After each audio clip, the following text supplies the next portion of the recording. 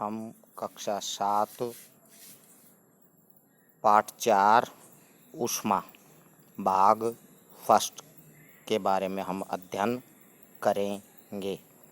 ऊष्मा ऊष्मा से मतलब ताप से। अब पिछले तीसरे पाठ में हम पढ़ चुके हैं कि रेशों के बारे में, ऊनी वस्त्रों के बारे में हमने पढ़ा।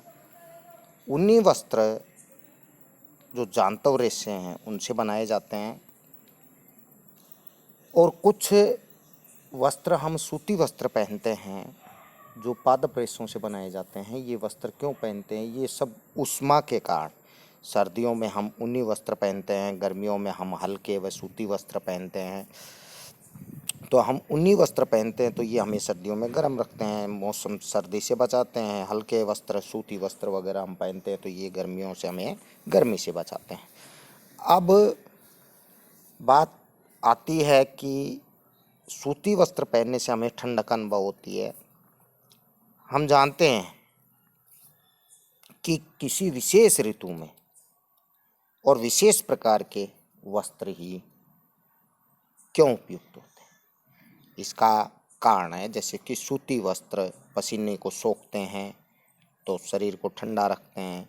ऊनी वस्त्रों में बहुत से छेद होते हैं जिनमें वायु भरी होती है, जो ऊष्मा की कुचालक होती है, जिनके कारण सर्दी से बचाव होता है। शीतकाल में हमें घर के अंदर भी ठंड का अनुभव होता है, जबकि बाहर आ जाए धूप में तो हमें गर्मी का अनुभव होता है। अब ये सब चीज़ें जो होती हैं, तो हम इस चीज़ का कैसे पता लगाएंगे कि कोई वस्तु कितनी गर्म या कितना ठंडा है? इसका पता कैसे लगा सकते हैं?